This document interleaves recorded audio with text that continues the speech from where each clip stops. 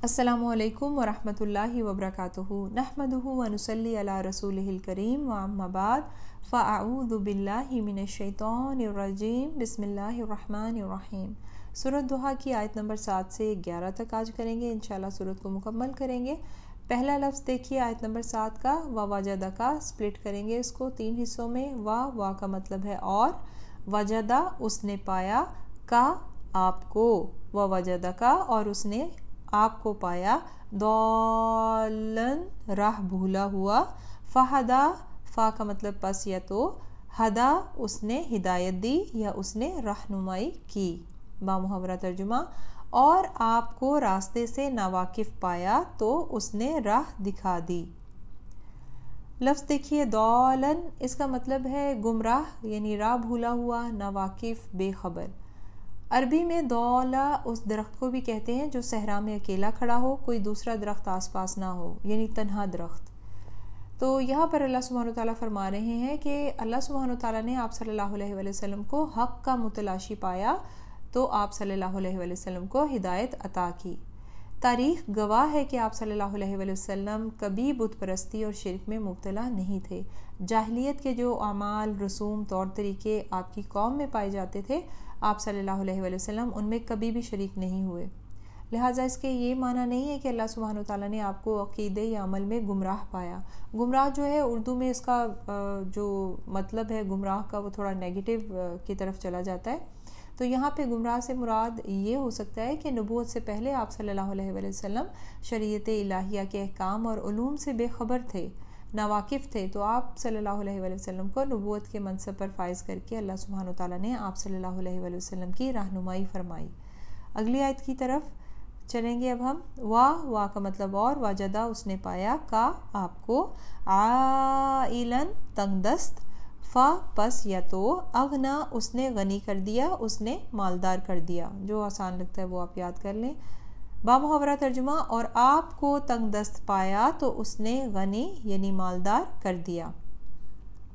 इसमें लफ्ज़ देखें आइलन, इसका मतलब है नादार, मुफलिस, फ़कीर, मोहताज। और अगना का मतलब गैन नून या रूट लेटर्स हैं। गनी का मतलब है मालदार कर देना, अगना।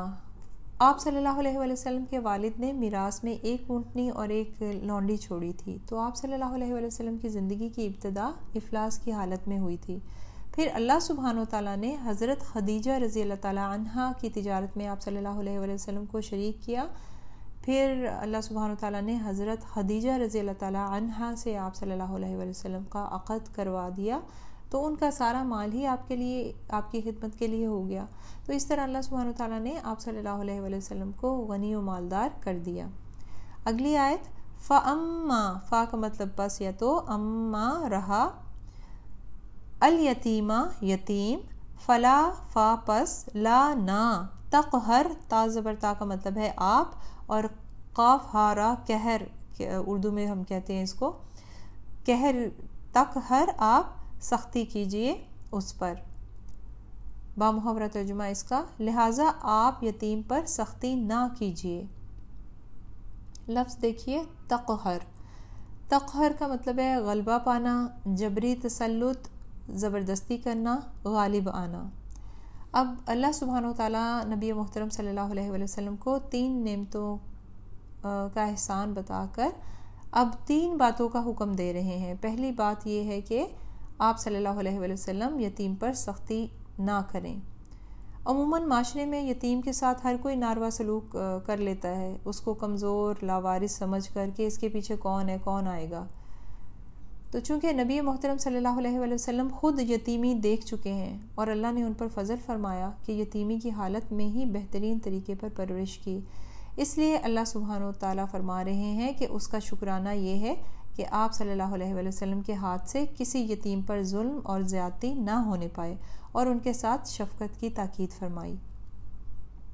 उससे अगली आयत, वाह और, अम्मा रहा, अस्साइला, साइल, उर्दू में भी साइल को हम साइल कहते हैं, सवाली जिसका मतलब है सवाल करने वाला, और रहा सवाली, फला फ़ा पस, ला ना, तनहर ता का मतलब है आप, और नहर का मतलब है झिड़कना, डांटना,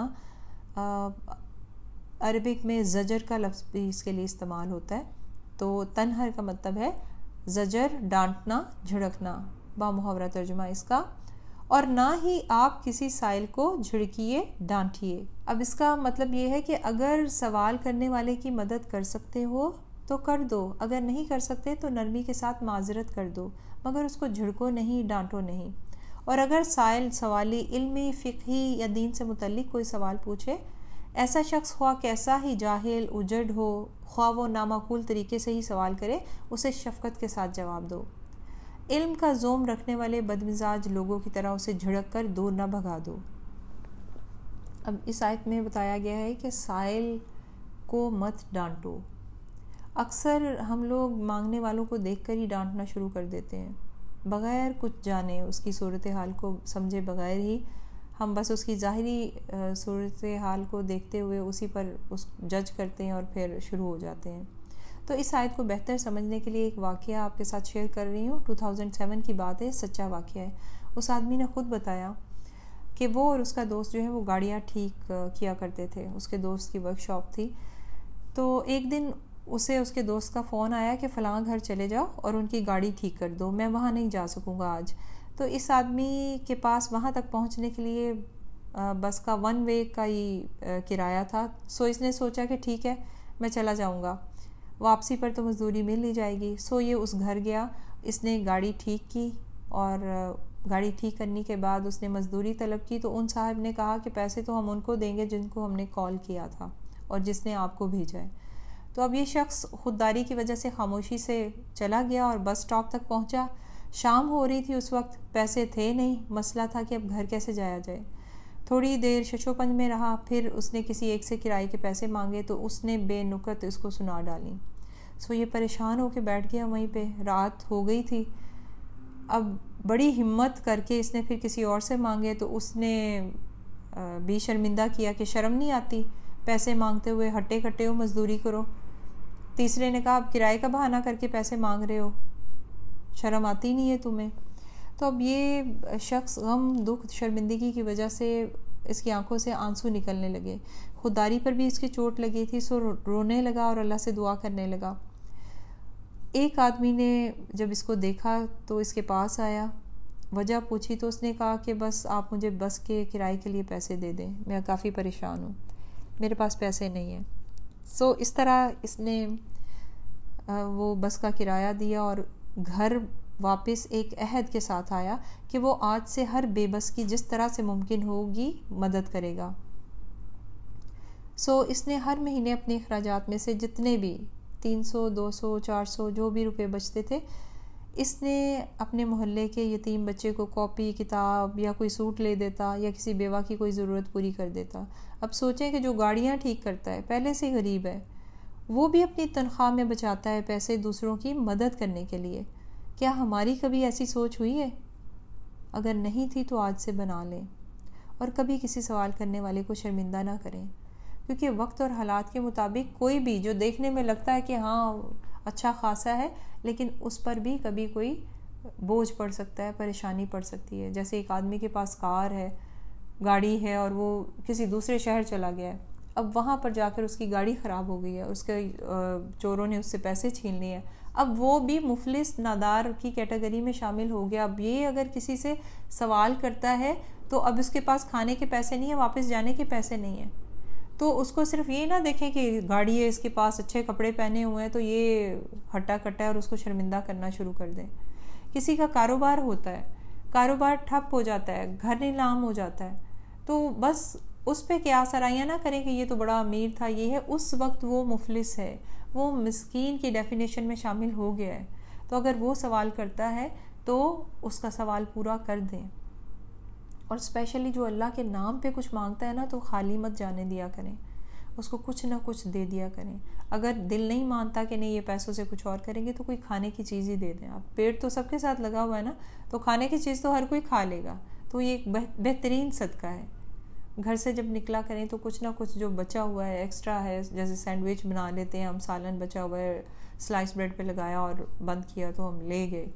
یا 2 آدمی آپ کے سامنے آتے ہیں، ایک تو بھیک مانگ رہا ہوتا ہے اور ایک جو ہوتا ہے کما کما رہا ہے، کوئی بیلون بیچ رہا ہے یا کوئی چپس وغیرہ بیچ رہا ہے، پانی بیچ رہا ہے، تو کیا کریں آپ کہ جو غریب بیچ رہا ہے اس سے کوئی چیز لے کے خرید کے تو وہ آپ فقیر کو دے دیں کھانے کی چیز. اس طرح سے دونوں کا بھلا کر دیا آپ نے. ایک کو تو اس سے چیزیں خرید کر اس کو کسب حلال کمائی پر انکریج کیا آپ نے، اور دوسرے کو بھی کھانے کی چیز دے دی، یعنی اس کا سوال بھی پورا کر دیا.